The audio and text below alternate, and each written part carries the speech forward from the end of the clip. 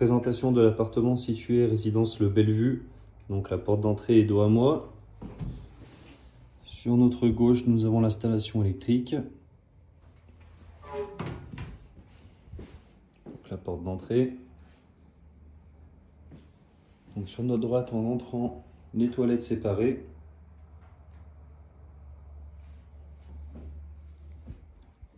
Un placard de rangement dans l'entrée. Entrée, pièce de vie. Certains ont réaménagé ce placard pour intégrer le frigo. D'autres l'ont conservé en placard puisque c'est assez important d'avoir de l'espace de rangement. Donc la pièce de vie qui est assez agréable avec le coin cuisine.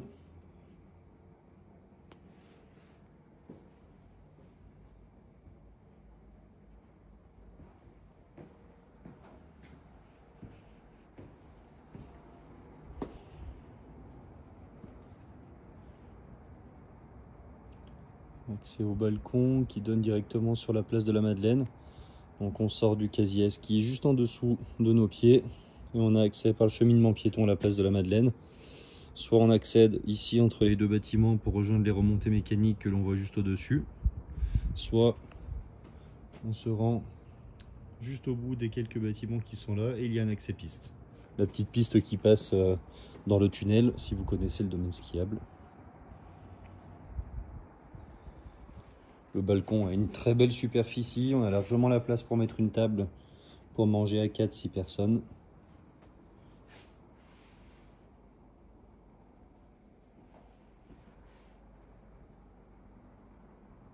L'appartement est vendu meublé équipé tel que vous le voyez. Une première chambre avec lit superposé et un placard de rangement dans lequel on retrouve le chauffe-eau sur une partie. On pourrait tout à fait réaménager encore des étagères de la même façon que celle-ci pour récupérer de l'espace de rangement.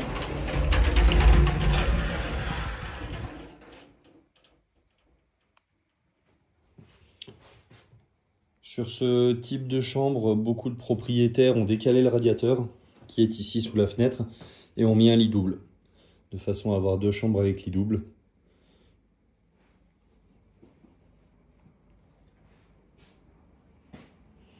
Et donc enfin, la chambre avec lit double cette fois-ci, qui dispose d'une superficie relativement correcte et d'un placard.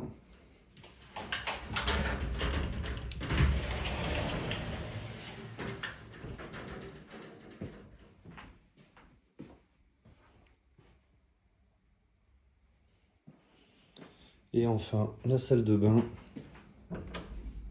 avec baignoire.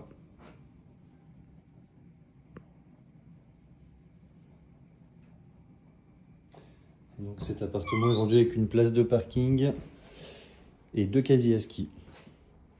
En termes de défauts, l'appartement est dans un état, disons, correct. Il était encore loué par Odalis il y a un an en arrière. Toutefois, il y aura de la peinture à prévoir. On voit ici qu'il y avait eu des traces de rebouchage et de peinture. Donc dans l'ensemble, il est correct et habitable, mais il sera à remettre au bout du jour, à minima en termes de peinture. On voit aussi ici.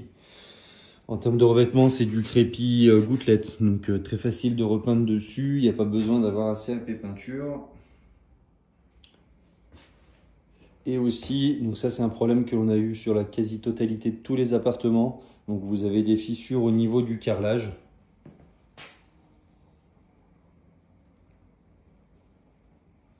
Donc qui est dû au fait que lors de la pose il faisait froid et que du coup les carreaux n'ont pas été posés selon les règles de l'art. Donc pour la plupart, ils ont refait un petit ragréage par-dessus et ils ont remis un sol type parquet flottant ou PVC en imitation parquet ou imitation carrelage. Certains ont fait le choix de complètement supprimer et retirer le carrelage, mais retirer aussi la chape qui est en dessous. Et du coup, par contre, on a les résistances chauffantes, donc c'est des travaux très très coûteux. Et certains ont aussi recarrelé directement par-dessus le carrelage existant. En fait, le défaut a été constaté dès la pose du carrelage à l'origine. Ça a tout de suite été constaté et ça n'a pas rebougé depuis. On le voit aussi ici dans l'angle.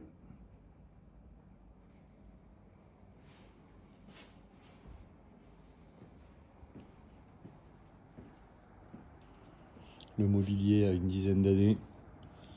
Il n'est pas parfait, mais il a le mérite de fonctionner et d'être présent, ce qui peut vous permettre de faire les travaux avec du mobilier dont on n'aura pas peur de le tâcher ou de l'abîmer. Et donc ça dépanne bien pour une première saison.